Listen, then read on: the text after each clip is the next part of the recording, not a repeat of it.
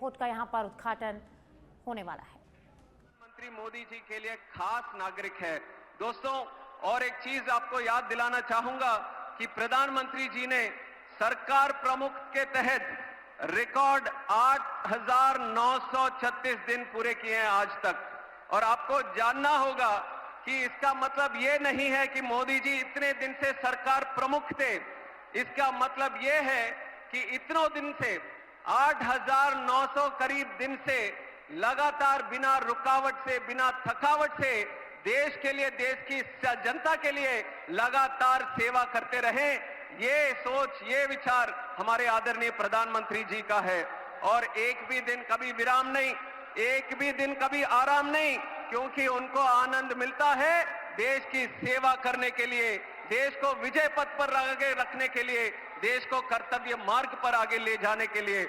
और कुछ दिन में काम के बाद ये हम सबको अगर देखेंगे तो कभी न कभी ऐसा लगता है कभी विराम कर ले।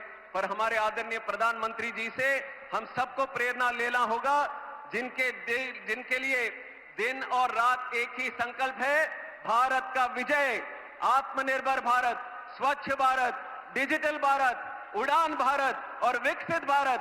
उनके हर काम, हर कल्पना, हर कदम भारत से जुड़ा होता है।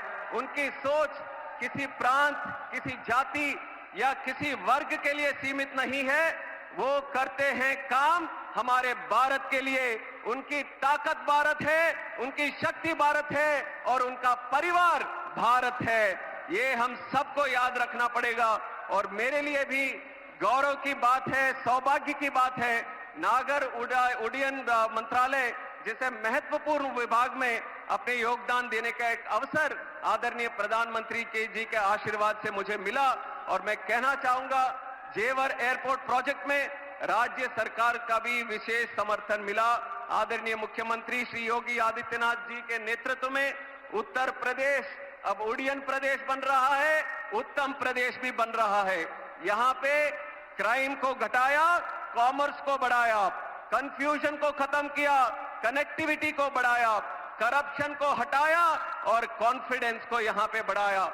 एनडीए की डबल इंजन सरकार में उत्तर प्रदेश और काफी आगे जाने की संभावना के साथ आगे बढ़ रहा है। राम मंदिर की स्थापना से लेकर कानून व्यवस्था को सशक्त करने तक आज उत्तर प्रदेश का यह नया स्वरूप पूरे देश को ही प्रेरित कर रहा है। अंत में एक विशेष बात मैं कहना चाहूंगा, दिल्ली एयरपोर्ट पर बढ़ते हुए ट्रैफिक के कारण एक दूसरे एयरपोर्ट की आवश्यकता थी और उस आवश्यकता को पूरा करने के लिए मैं जेवर वासियों को, खास करके यहाँ पे युवाओं को, यहाँ पे किसानों को, पूरे देश की तरफ से आप सबको मैं धन्यवाद देना चाहता हूँ। और यहाँ पे इस पे काम करे हुए सभी कर्मचारियों को, सभी लेबर को और खास करके ज्यूरिक एयरपोर्ट की टीम को और यहाँ पे काम किया हुआ टाटा प्रोजेक्ट्स उनके टीम को भी मैं बधाई देता हूँ। ये पूरे देश के लिए ही एक ऐतिहासिक प्रोजेक्ट है। आपको वो दिन भी याद रहेंगे जब जेवर की बात होती थी, देश में कभी होती थी तो क्राइम की बात करते थे, पर कल से आप देखेंगे जब जेवर की बात करेंगे, निवेश की बात करेंगे, डेवलपमेंट की बात करेंगे, रोजगार की बात करेंगे, प्रोग्रेस की बात करेंगे। ये सपना सच करके दिखाया है हमारे आदरणीय प्रधानमंत्री नरेंद्र मोदी जी ने।